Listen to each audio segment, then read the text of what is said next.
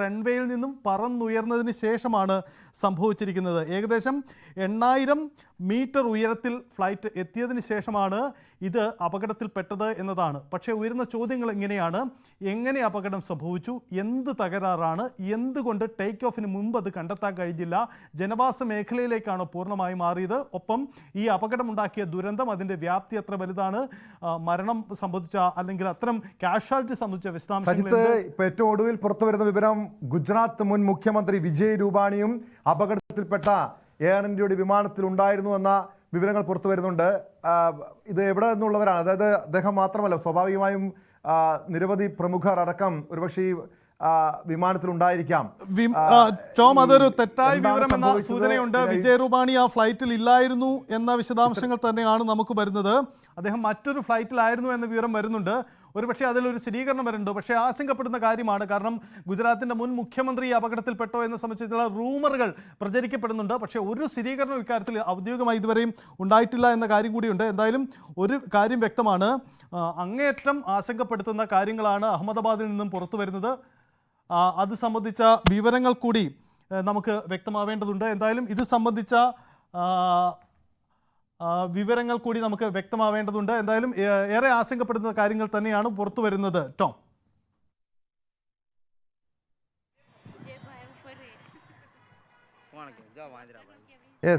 ഗുജറാത്ത് മുൻ മുഖ്യമന്ത്രി വിജയ് രൂപാണി ഈ വിമാനത്തിൽ, അപകടത്തിൽപ്പെട്ട വിമാനത്തിൽ ഉണ്ടായിരുന്നു, അല്ലെങ്കിൽ അതുമായി ബന്ധപ്പെട്ട ചില റിപ്പോർട്ടുകളൊക്കെ വന്നിട്ടുണ്ടെങ്കിലും ഇക്കാര്യത്തിൽ ഒരു സ്ഥിരീകരണം വന്നിട്ടില്ല. ടി ജി സജിത്തിലേക്ക് ഒരിക്കൽ കൂടി പോവുകയാണ്. സജിത്ത്, വലിയ രീതിയിൽ പുക ഉയരുന്നുണ്ട്. ഇപ്പോഴും ഈ രക്ഷാപ്രവർത്തനം നടത്തുന്നവർക്ക് ആ സ്ഥലത്തേക്ക് പൂർണ്ണമായി, ഈ അപകടം നടന്ന സ്ഥലത്തേക്ക് എത്താൻ കഴിഞ്ഞിട്ടുണ്ടോ? ഈ വിമാനത്തിൽ ഉണ്ടായിരുന്നവരെ കുറിച്ച് എന്തെങ്കിലും കൃത്യമായ വിവരങ്ങൾ, ആരൊക്കെയാണ് ഉണ്ടായിരുന്നത്, ഏത് പ്രദേശത്തുള്ളവരാണ്, ഏത് സംസ്ഥാനത്തുള്ളവരാണ്, ഇക്കാര്യത്തിൽ വ്യക്തത വന്നിട്ടുണ്ടോ?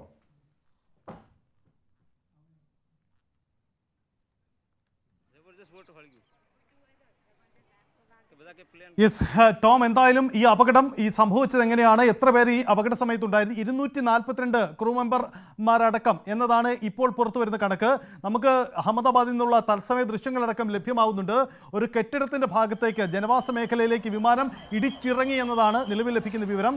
ചില പ്രധാനപ്പെട്ട VIP അടക്കം ഈ വിമാനത്തിൽ ഉണ്ടായിരുന്നു എന്ന വിവരം കൂടി ലഭ്യമാവുന്നുണ്ട്. ഗുജറാത്ത് മുഖ്യമന്ത്രി ഇപ്പോൾ സൂററ്റിലാണ് ഉണ്ടായിരുന്നത്. അദ്ദേഹം അവിടെ നിന്നും അവിടേക്ക് തിരിച്ചിരിക്കുകയാണ്. അവിടുത്തെ മുഖ്യമന്ത്രിയുമായി പ്രധാനമന്ത്രി ആശയവിനിമയം നടത്തിക്കഴിഞ്ഞു. ഒപ്പം ആഭ്യന്തരമന്ത്രി അമിത്ഷാ, അങ്ങനെ സംവിധാനങ്ങൾ പൂർണ്ണ സജ്ജമായി അവിടേക്ക് വരികയാണ്.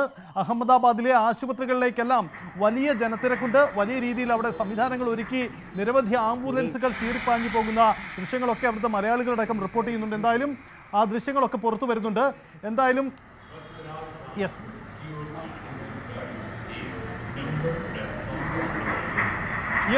ഇപ്പൊ പ്രേക്ഷകർ കാണുന്നത് ആ അപകടം നടന്നതിന്റെ ദൃശ്യങ്ങളാണ് പ്രേക്ഷകർക്ക് മുന്നിലേക്ക് നമുക്ക് എത്തിക്കാനാവുന്നത്. ടോം, അതായത് എയർ ഇന്ത്യ വിമാനം ടേക്ക് ഓഫിന് ശേഷം പിന്നീട് അടുത്ത് തന്നെ നടന്ന ആ അപകടത്തിന്റെ ദൃശ്യങ്ങളാണ് പ്രേക്ഷകർക്ക് കാണാൻ കഴിയുന്നത്. അത് തകരുന്നത്, തീ മുകളിലേക്ക്, പൊടിപടലങ്ങളും തീയും മുകളിലേക്ക് ഉയരുന്നതടക്കം ആ ദൃശ്യങ്ങളിൽ വ്യക്തമാവുന്നുണ്ട്. ആരോ ഒരാൾ മൊബൈൽ പകർത്തിയ ദൃശ്യങ്ങളാണ് എന്ന് വേണം നമുക്ക് കരുതാൻ.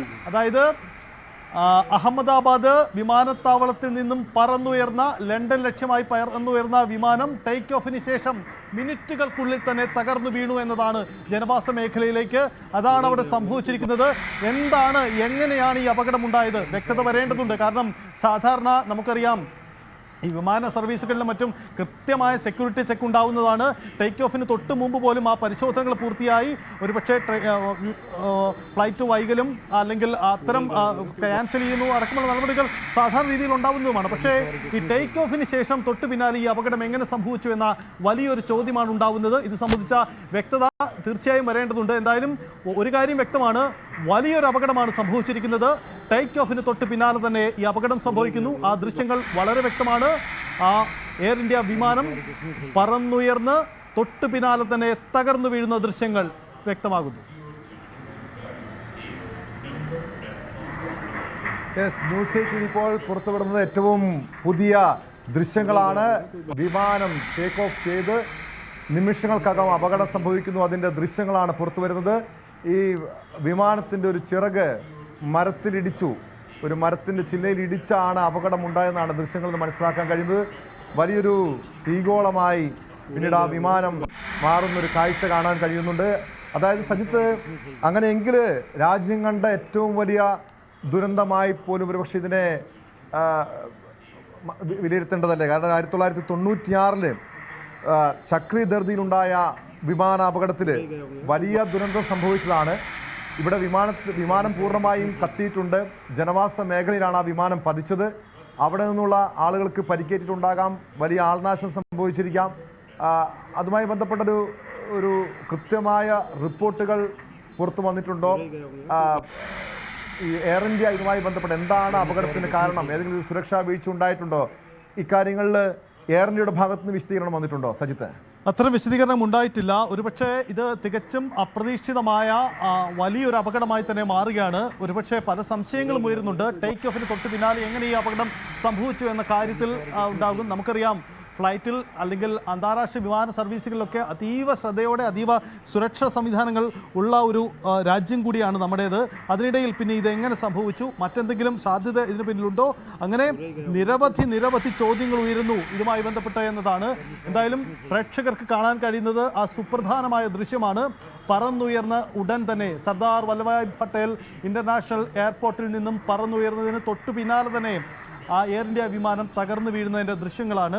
ഇതിന് തൊട്ടു മുമ്പായി സംശയകരമായി എന്തെങ്കിലും സാഹചര്യം ഉണ്ടായിരുന്നോ? വ്യക്തത വരേണ്ടതുണ്ട്. എന്താണ് സംഭവിച്ചത്? ഫ്ലൈറ്റ് റഡാറിലടക്കം ടേക്ക് ഓഫ് സിഗ്നലുകൾ കൈമാറിയതിനു ശേഷം എന്താണ് വിമാനത്തിന് പിന്നീട് സംഭവിച്ചത്?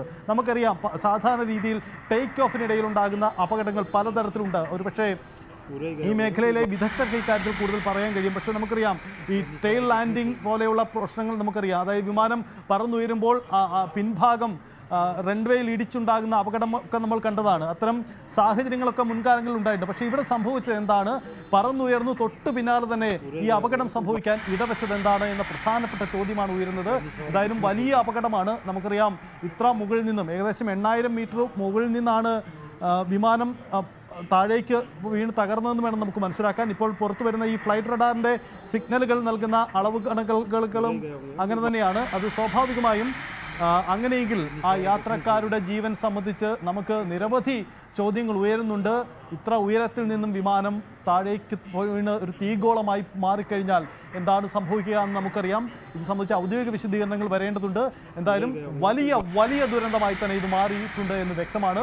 അതിൻ്റെ ദൃശ്യങ്ങളാണ്. എങ്ങനെയാണ് അപകടം സംഭവിച്ചത് എന്നത് സംബന്ധിച്ച് വിമാനത്താവളത്തിൻ്റെ പരിസരങ്ങളിലുള്ള ആരോ ഒരാൾ മൊബൈൽ പകർത്തിയ ദൃശ്യമാണിപ്പോൾ പ്രേക്ഷകർക്ക് മുന്നിലേക്ക് എത്തിക്കൊണ്ടിരിക്കുന്നത്. അതിൽ വ്യക്തമാണ് എങ്ങനെയാണ് ആ ഫ്ലൈറ്റ് അപകടം സംഭവിച്ചത് എന്നത്.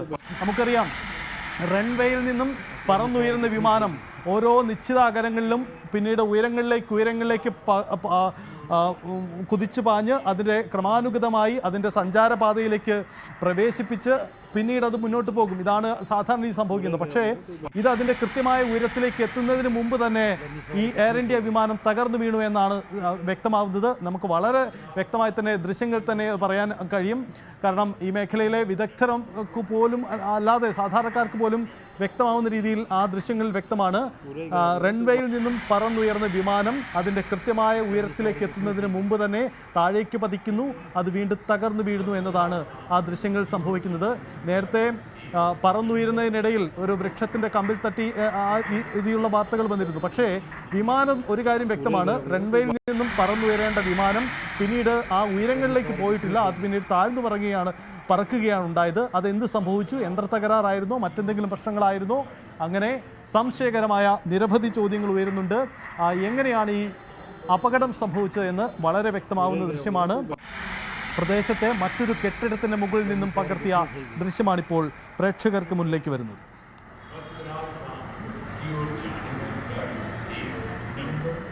പ്രദേശവാസിയായ ഒരാൾ മൊബൈലിൽ പകർത്തിയ ദൃശ്യമാണിപ്പോൾ പുറത്തു വന്നിരിക്കുന്നത്. ന്യൂസ് 18 ആ ദൃശ്യങ്ങൾ ആദ്യം പുറത്തുവിടുന്നത്. വിമാനത്താവളത്തിൽ നിന്ന് ടേക്ക് ഓഫ് ചെയ്ത് ഏകദേശം ഒരു 5 മിനിറ്റിനുള്ളിൽ തന്നെ അപകടം സംഭവിച്ചിരിക്കാം എന്നാണ് പുറത്തു വരുന്ന വിവരങ്ങൾ.